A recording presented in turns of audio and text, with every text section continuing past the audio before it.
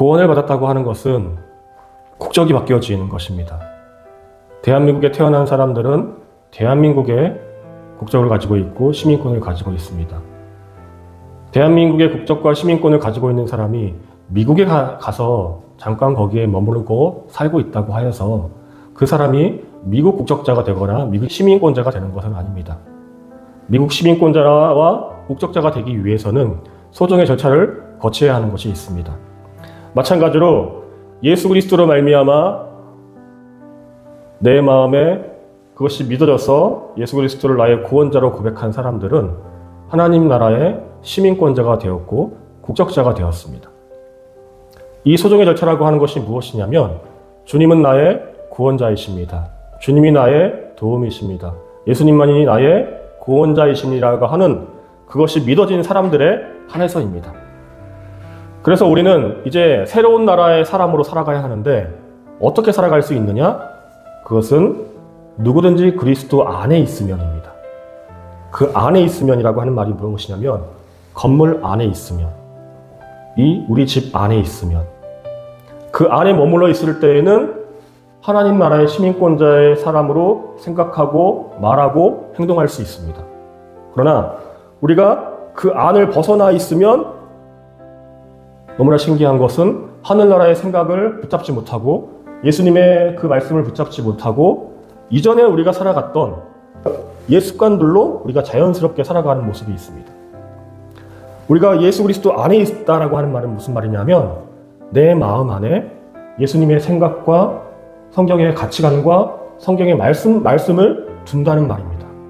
내 마음 안에 무엇이 있느냐에 따라서 내가 옛사람을 살아가느냐 구원받은 새사람을 살아가느냐 차이가 있습니다. 똑같은 현상은 똑같으나 내 마음에 무엇이 놓여있느냐에 따라서 그 결과와 그것을 통해서 우리가 어떤 삶을 살고 있는지가 나타납니다. 그래서 우리는 종교생활이라고 하지 않고 신앙생활이라고 합니다. 생활. 종교활동이라고 하지 않고 신앙생활이라고 해요. 생활을 하는데 신앙을 중심에 놓고 생활을 하는 것입니다. 그래서 우리는 분별해야 됩니다. 삶을 살아가면서 내가 이 세상 속에서 어떤 사람인가? 우리가 예수님을 나의 구원자로 고백했다고 하는 것은 내가 입으로 내 의지로 고백한 것처럼 생각되어지지만 사실은 내 의지로 이것이 고백하고 있는 것이 아닙니다. 믿어진 것입니다. 예수님께서 하나님께서 이 믿어지는 믿음을 우리의 마음 가운데 두신 것입니다. 내가 성경을 읽고 있고 성경을 읽으면서 마음에 평안해지고 찬송을 부르면서 내 마음에 평안이 오고 내가 그래도 성경의 가치를 따라 살아야지 라고 하는 생각이 든다는 것 자체는 무엇이냐면 내 안에 하나님께서 그 믿음을 주셨다는 것입니다. 우리는 이것을 선물이라고 합니다. 우리가 선물과 뇌물을 구분해야 하는데 선물은 어떠한 대가도 바라지 않고 그냥 준 것입니다. 뇌물은 그것을 통해서 어떠한 대가를 바라는 마음으로 준 것을 뇌물이라고 하는데 하나님은 우리에게 선물의 믿음을 주셨습니다. 그리고 그 선물을 주었을 때 우리가 그것을 받은 것입니다. 감사합니다. 뭘 이런 것을. 부모님이 자녀에게 용돈을 줄 때에 자녀가 그것을 부담스럽게 여기나요? 당연하게 여기고 더 많이 달라고 요구합니다. 마찬가지입니다. 하나님은 우리에게 내가 하나님의 자녀라고 하는 그 믿음을 주셨어요. 그래서 구원은 내가 노력해서 믿은 것이 아니라 어느 날 하나님이 찾아오셔서 알려주셨습니다. 그래서 우리는 새롭게 태어났다고 해요. 거듭났다고 해요. 거듭 태어났다라고 하는 말을 합니다. 그리고 우리가 그리스도 안에서 바라보고 말하고 생각하고 마음에 두면 내가 하나님의 자녀라고 하는 생각으로 살아갈 수 있습니다.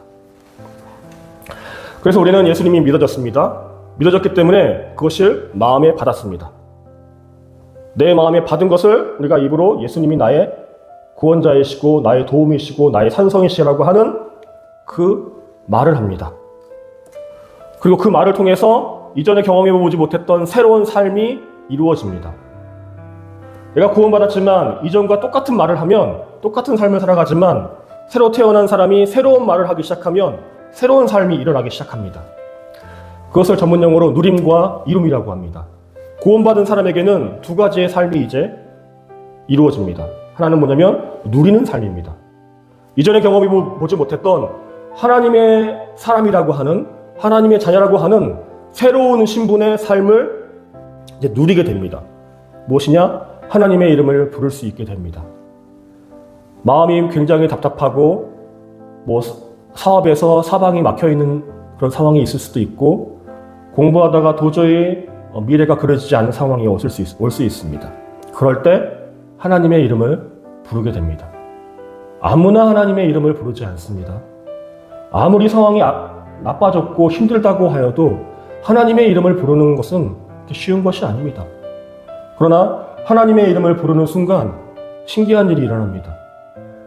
설명되어지지 않지만 하나님께서 나를 도우실 거야. 하나님께서 나를 인도해 주실 거야. 이 상황이 변화되어질 거야. 이 상황도 내가 극복할 수 있을 거야 라고 하는 그 마음이 생깁니다.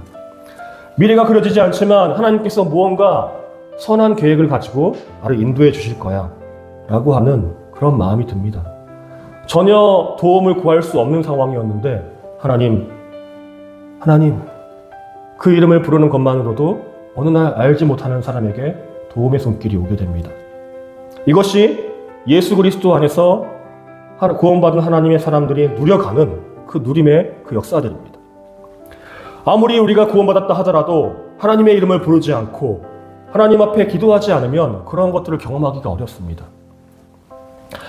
두 번째, 누리는 삶이 있는가 하면 또 하나는 이루어야 하는 삶이 있습니다. 사람이 태어났으면 사람됨을 이루어야 한다고 이야기합니다. 사람다움을 갖추어 가야 된다고 합니다. 마찬가지로 구원받은 사람이라고 한다면 구원받은 하나님의 사람됨을 이루어 가야 합니다. 성경에는 이 세대를 본받지 말고 하나님의 거룩하시고 온전하신 뜻이 무엇인지 분별하면서 그것을 살아가라고 합니다. 매 순간순간에 내 옛사람의 생각들, 이기적인 생각들, 그리고 다른 사람과 비교하려고 하는 생각들, 자신의 자존감을 낮추려고 하는 그런 부정적인 생각들과 또한 내 것만을 추구했던 그런 이기적인 생각들에서 내어주고 나눠주고 사랑할 수 있는 그런 삶으로 이루어가야 하는 그런 삶의 모습이 있습니다. 그래서 성경은 이 두 가지로 요약이 됩니다. 누리는 삶이 있고 이루어가야 하는 삶이 있습니다. 그런데 누리기만 하고 이루어가야 되는 삶이 없으면 하나님은 거기에 대해서 질책하십니다. 너희는 왜 그렇게 악하냐고 이야기합니다. 구원받는 사람은 이제 달라지는 것이 또 하나 있습니다. 부정적인 말에서 이제는 주님의 뜻이라면 내가 이것을 감당하겠습니다 라고 하는 그 마음을 고쳐놓습니다. 이전에는 내 생각에, 내 경험에, 내가 생각했을 때 이것은 어렵습니다 라고 하는 생각으로 그런 결정으로 살아가는데, 마음속에 어느 날 하나님께서 그것에 대해서 다가가라고 하는 마음을 주십니다. 그래서 엉뚱한 일을 저지릅니다. 하나님이 그것을 나에게 원하시면 내가 감당하겠습니다. 그래서 우리는 많은 것들을 봐요. 어렵게 공부해서 의대에 갔어요. 전문의가 되었어요. 그런데 그것을 가지고 이제 나아가서 엄청난 한국 사회에서 누려야 하는 삶을 살아야 되는데 어느 날 갑자기 그것을 내려놓고 저 제3세계에 있는 병든 사람들에게 찾아가는 사람들이 생깁니다. 어느 날 자신이 가지고 있던 그 부를 내려놓고 그것들을 어려운 사람들에게 기부하는 사람들이 생깁니다. 어느 날 내 것만 추구했던 인생에서 나와 좀 다르고 어려운 사람들에게 도움을 주기 위해서 그런 일을 하는 그런 사람들이 생겨요. 왜? 내 안에 하나님이 오셔서 하나님이 원하시는 것을, 하나님이 기뻐하시는 것을 행하고자 하는 욕구가 생기기 때문에 그렇습니다. 하나님이 기뻐하시는 것이 무엇일까요? 과부와 고아와 나그네와 외국인들을 돌보는 삶입니다. 소외된 사람들을 돌보는 삶이 하나님이 기뻐하시는 삶입니다.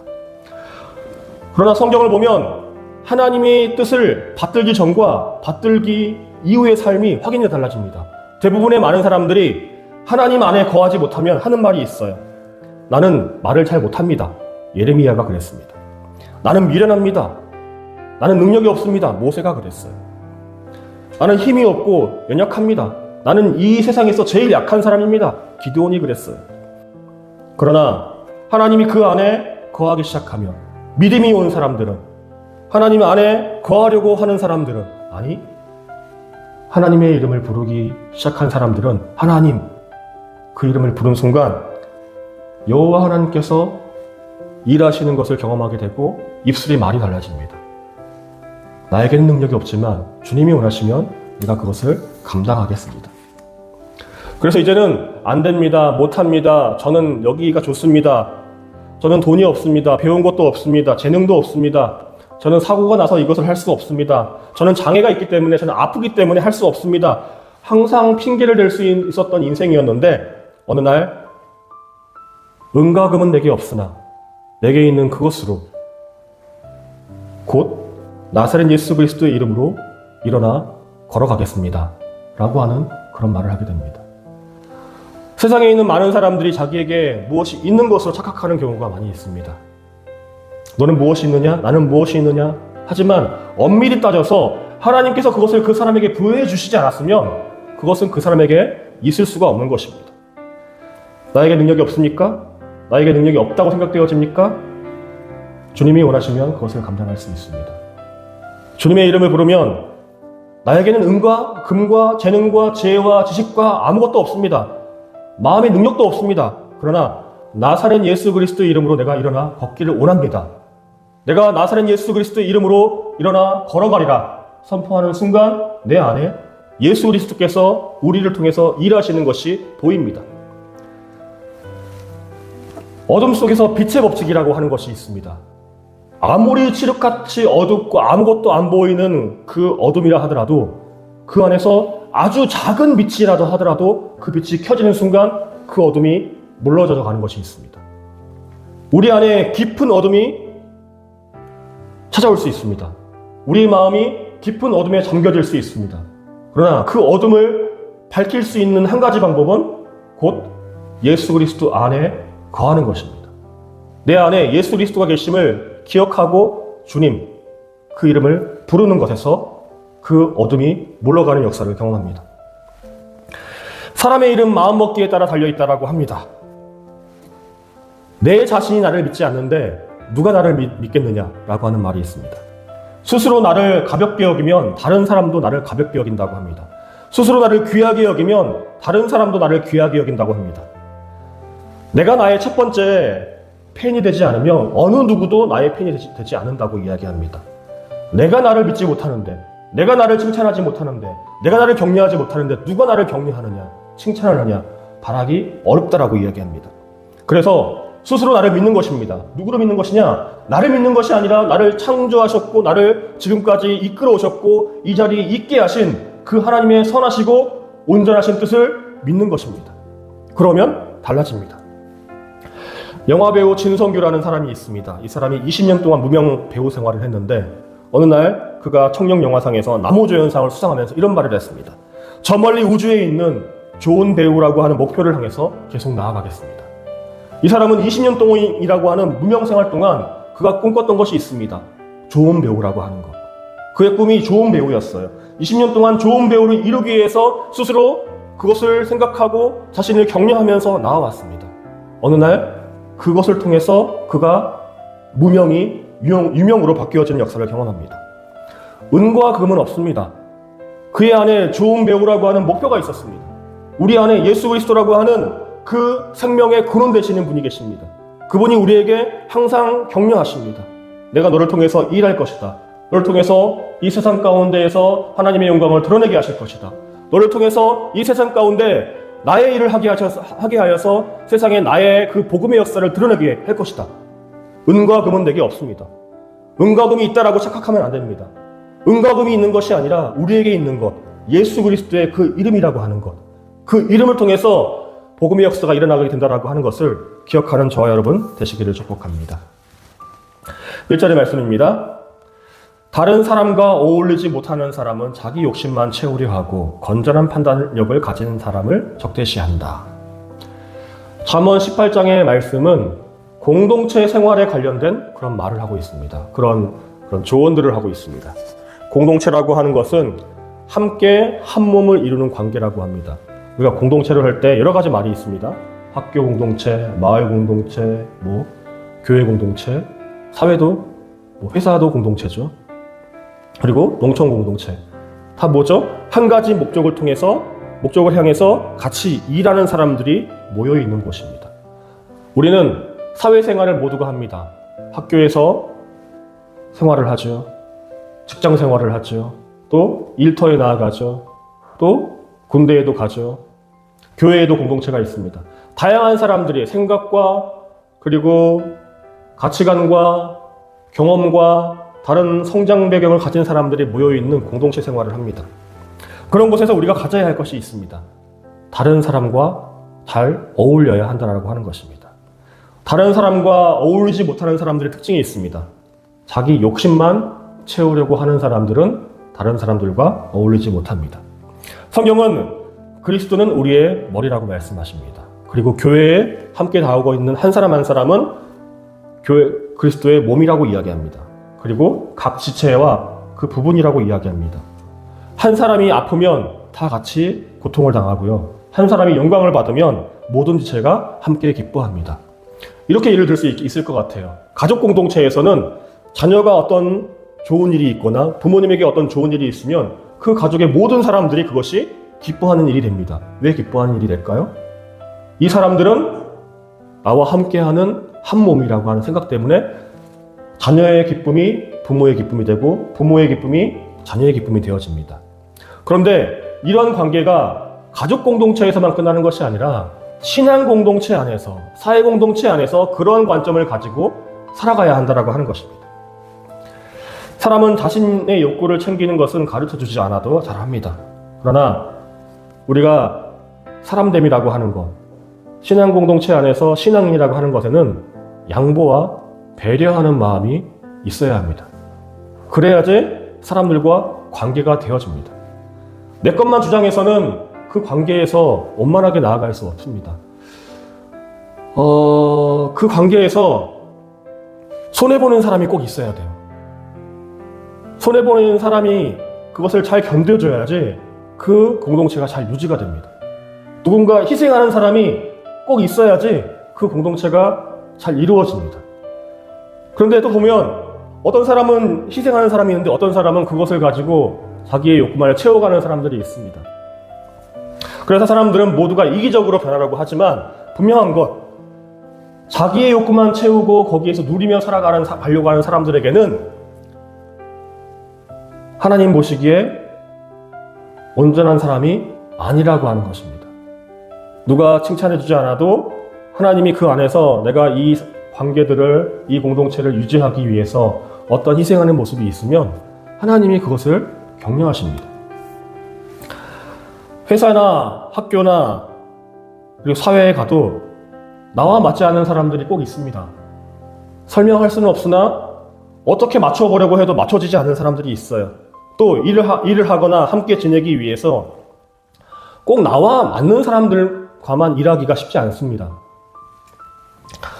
내가 하고 싶은 일만 하는 것도 쉽지 않고 나와 잘 맞는 사람과도 같이 있는 것도 쉽지 않습니다. 그래서 우리가 이 안에서 잘 살아가기 위해서는 그 안에서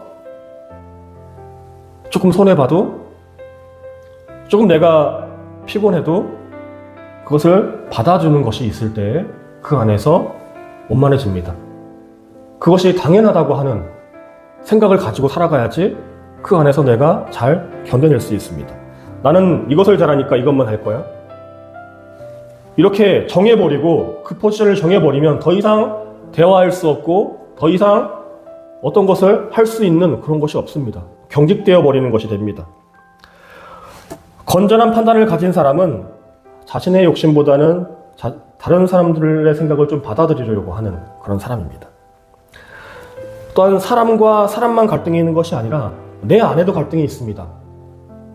내 자신이 마음에 안 듭니다. 내 자신의 생각에 옛 생각과 이 새로운 생각의 갈등이 있습니다. 이 갈등 속에서 우리가 예전에 이기적인 것을 붙잡으면 기억하십시오. 반드시 그 안에는 결과는 부정적인 열매가 맺혀지게 된다라고 하는 사실을 기억하시기 바랍니다.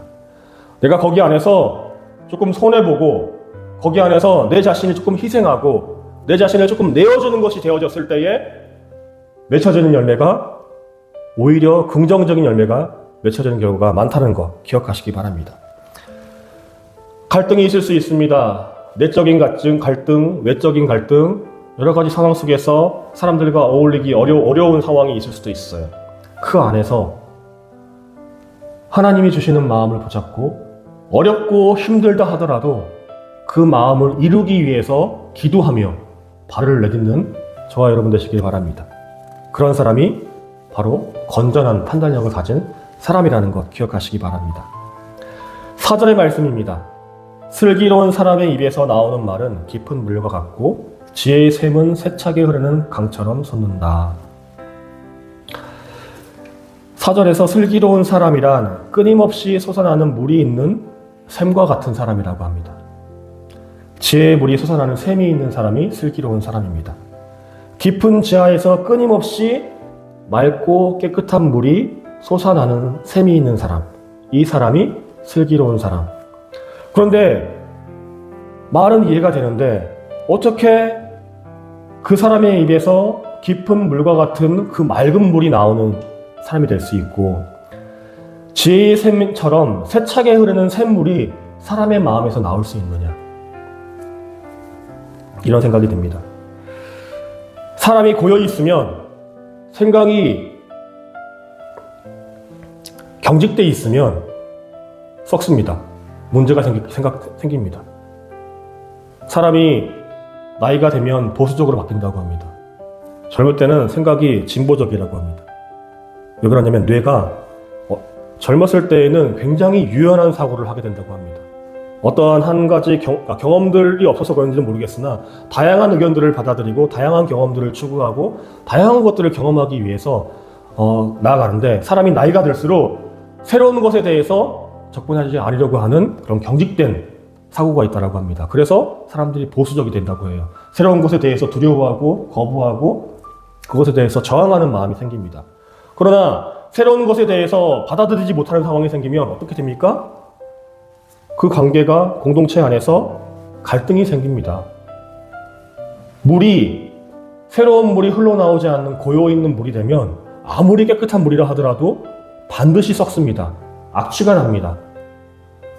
그러나 새로운 물이 들어오거나 공급되어지면 그 물은 썩지 않고 계속해서 사람들에게, 동물들에게, 생명들에게 생명력을 주는 그러한 물이 되어집니다. 사람도 마찬가지입니다. 사람도 깊은 샘에서 세차게 흐르는 강물처럼 솟아나는 샘물이 필요한데 그것이 바로 그리스도 안에서입니다. 내 생각과 내 경험과 사람의 지식으로는 한계가 있습니다. 상상력에 한계가 있습니다. 사람에게 창조성과 사람에게 지혜를 주는 것은 하나님께서 주시는 것입니다. 그래서 요한복음에서 예수님이 이렇게 말씀하셨어요. 내가 주는 물은 그 사람 속에서 영생에 이르게 하는 샘물이 될 것이다. 예수 그리스도가 안에 있는 사람은 똑같이 보는 것도 주님의 지혜로 그것을 다르게 보는 창조성이 생깁니다. 내가 아무리 생각해도 되지 않았던 것들이 어느 날 고민하면서 기도하며 나아갔더니 거기 안에 지혜가 생깁니다. 사람들이 많은 경우에 힘들고 괴롭고 어려운 문제가 생기면 생각에 빠집니다. 고민에 빠집니다. 밤새 잠을 이루지 못하면서 그것을 해결하기 위해서 고민하고 생각하고 밤잠을 설치지만 답을 얻지 못할 경우가 많이 있습니다. 오히려 말씀드립니다. 주님, 길이 안 보입니다. 그 순간 놀라운 일이 벌어지기 시작합니다. 다음날 갔더니 누군가 이것에 대해서 이야기를 하는데 아이디어가 떠오릅니다. 우리가 문제가 생겼을 때, 질병이 생겼을 때 주님, 제가 낫고자 합니다. 주님, 저에게 지혜가 필요합니다. 주님, 저를 도와주십시오. 이렇게 기도하면 알지 못했던 새로운 생명수가 그 깊은 곳에서 하나님께서 부어주시는 세차게 흐르는 강물처럼 솟아나는 그 물을 경험하게 됩니다. 많은 경우 생각하는 것도, 고민하는 것도, 분별하는 것도 중요하지만 우리가 놓치지 말아야 하는 것, 주님의 이름을 부르며 기도하는 것 놓치지 말아야 합니다. 아무것도 염려하지 말고 모든 일을 오직 기도와 간구로 너희 구할 것을 감사함으로 하나님께 아뢰라고 말합니다. 하나님께 염려하지 말고 들어주실까 들어주시지 않을까 생각하지 말고 오직 모든 일에 기도와 간구로 나아가서 그 일의 역사를 경험하는 저와 여러분 되시길 바랍니다. 7절의 말씀입니다. 미련한 사람의 입은 자기를 망하게 만들고 그 입술은 올무가 되어 자신을 올가맨다. 21절에 죽고 사는 것이 혀의 힘에 달렸으니 혀를 잘 쓰는 사람은 그 열매를 먹는다. 다시 말에 대해서, 혀의 열매에 대해서 이야기합니다. 나는 안 돼. 세상은 원래 불공평한 거야. 세상에서는 흙수저는 흙수저로, 금수저는 금수저로 살아가는 거야. 그 말이 곧 그 말의 열매가 된다고 이야기합니다. 입술과 말을 지키지 못하는 사람들은 결국 그 입술의 말이 올무가 되어서 그 말의 결과를 먹고 살아가는 존재가 된다고 이야기합니다. 말이 그만큼 중요합니다. 사람은 내가 무슨 생각을 하고 무슨 말을 내뱉느냐에 따라서 나의 미래와 나의 현재와 미래를 결정하게 됩니다. 나는 못해. 나는 할 수 없어. 나는 안 할 거야. 그 말하는 순간 그 말이 나의 삶의 열매가 되어지게 합니다. 왜냐? 하나님은 믿는 사람이든 안 믿는 사람이든 그 말에는 힘을 주셨기 때문에 그렇습니다. 하나님이 사람의 말을 들으시고 일하시기 때문에 그렇습니다. 그래서 성경에서는 입술에 파수꾼을 세우라고 그랬습니다. 너의 입술의 문을 잘 지키라고 이야기합니다. 나에게 능력 주시는 분 안에서 나는 모든 것을 할 수 있습니다. 우리는 모든 것을 할 수 있어요. 어떤 상황 가운데에서도 견딜 수 있어요. 부자일 때도, 가난할 때도, 비천할 때도, 존귀할 때도, 어떠한 곳에서도 우리는 예수 그리스도 안에 있으면, 우리에게 능력 주시는 분, 그 주님의 그 은혜 안에 있으면 그 모든 것이 다 감당되어집니다. 그래서 우리는 I can do it입니다. 예수님 안에서 나는 할 수 있는 존재입니다. 나는 할 수 없어요. 그러나 나는 예수님 안에서 할 수 있습니다. 사람이 살아가면서 자신이 없는 상황이 너무나 많이 생겨요. 너무나 부족하고 너무나 초라해 보이는 상황이 굉장히 많이 있지만 그 상황 속에서 우리가 한 가지, 주님 안에서 나는 할 수 있다. 주님 안에서 나는 할 수 있다. 이 말이 우리의 삶을 바꿉니다. 죽고 사는 것이 혀의 힘에 달렸으니 혀를 잘 쓰는 사람은 그 열매를 먹는다. 입술을 잘 써야 합니다. 말을 잘 해야 합니다. 내가 부족하다고요?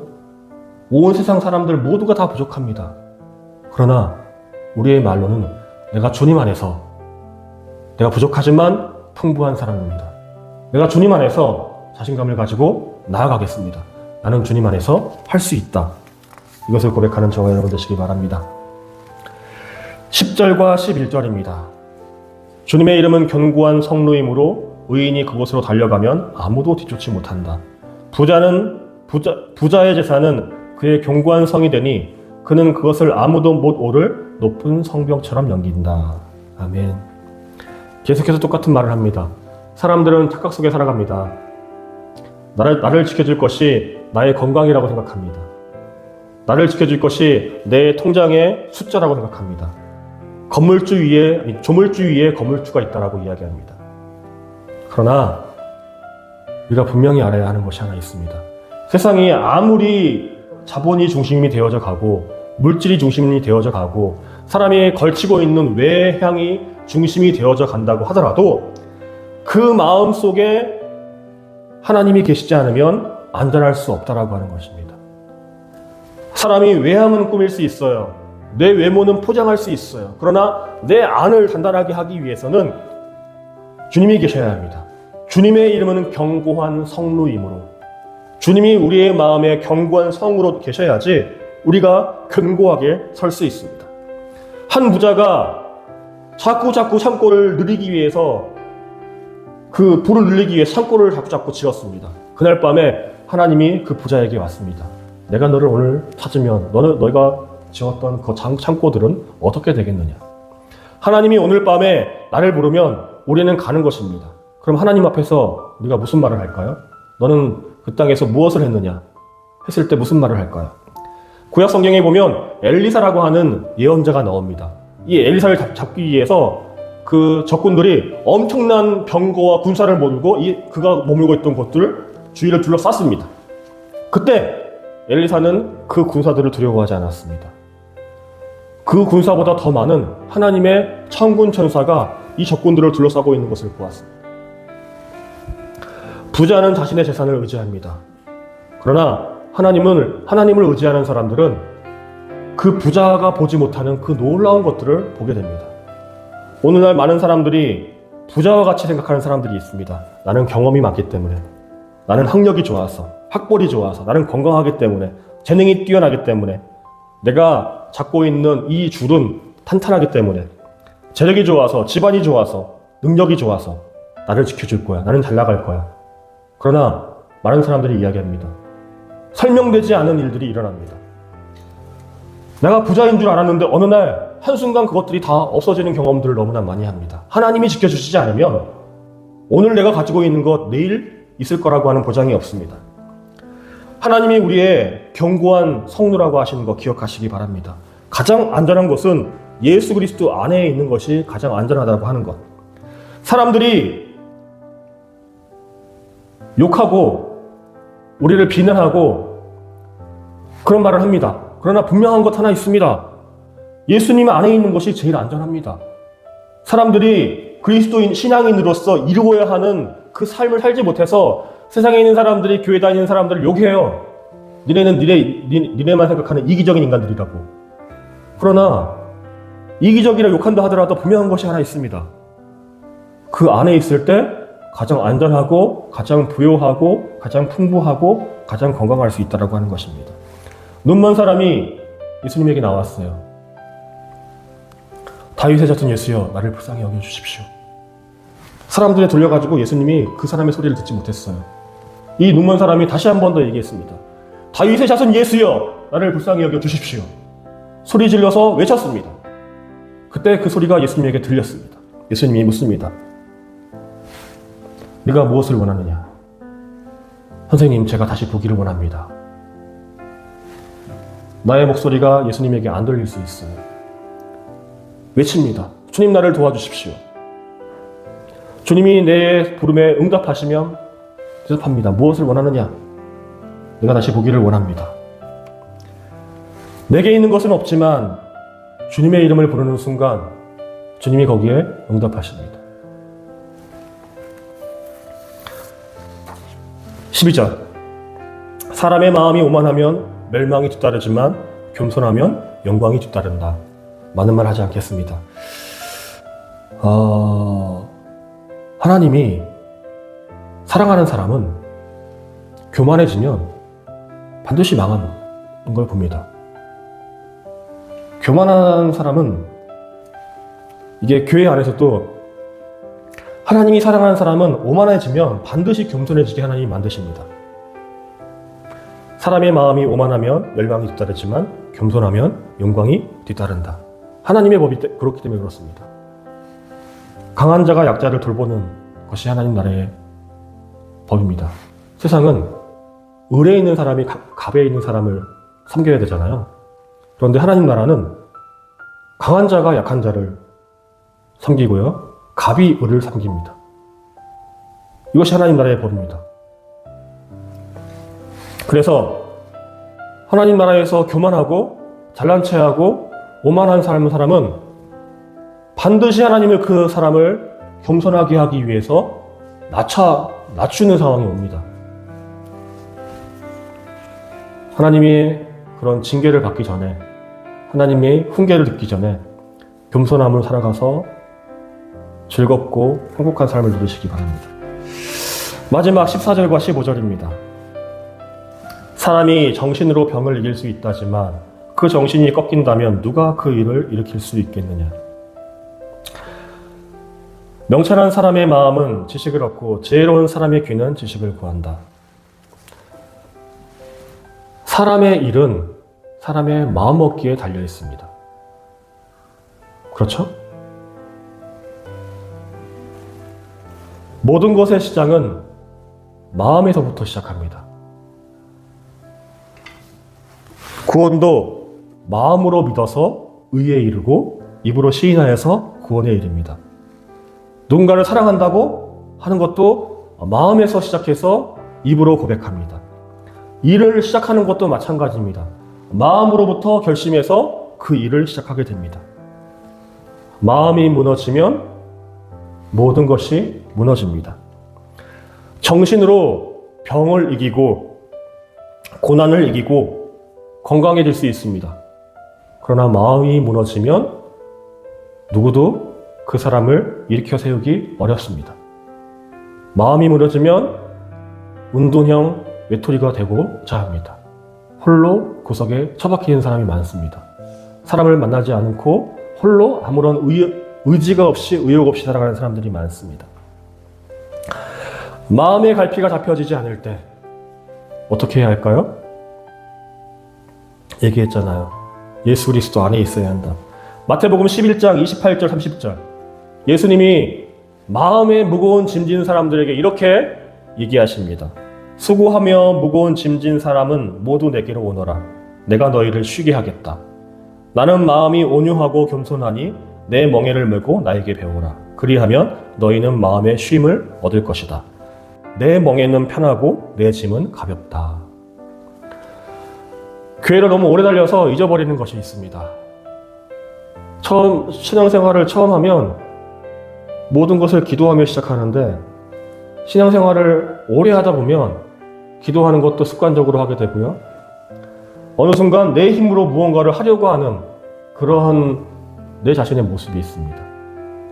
그러나 우리가 세상의 일은 우리가 살아가면서 하는 일은 내 힘으로 하는 것이 아니라 주님이 주신 그 힘으로 할 때 우리는 지치지 않는다는 것 기억하시기 바랍니다. 지금 지고 있는 짐이 있다라고 한다면 주님께서 말씀하십니다. 나에게로 와라. 내가 너희를 쉬게 하겠다. 나의 멍에를 메고 나한테 배워라. 그리하면 너희 마음에 쉼을 얻을 것이다. 내 멍에는 편하다. 내 짐은 가볍다. 그러니 내 스스로 짐을 만들어서 그것으로 멍에를 만들지 말고 그것으로 무거운 짐을 만들지 말고 내가 너에게 맡겨주는 그 짐과 그 멍에를 받아라 말씀하십니다. 주님이 주신 것이 가장 편하고 쉬운 것입니다. 주님 안에 있어서 주님의 이름을 부르며 나아가는 삶이 가장 쉬운 삶입니다. 내 마음을 그냥 내버려 두는 것이 아니라 내 마음을 주님 안에 두는 것이 가장 평안하게 살아갈 수 있는 그 길이라고 하는 것입니다. 옛사람과 새로운 사람의 삶에서 갈등이 있습니다. 어떠한 삶을 사시겠습니까? 예수 그리스도 안에서 기도하며 새로운 삶을 살아가시겠습니까? 아니면 여전히 홀로 외롭고 두렵고 떨리는 마음으로 옛사람의 사람으로 살아가시겠습니까? 주님의 품 안에 안기시기 바랍니다. 기도하겠습니다.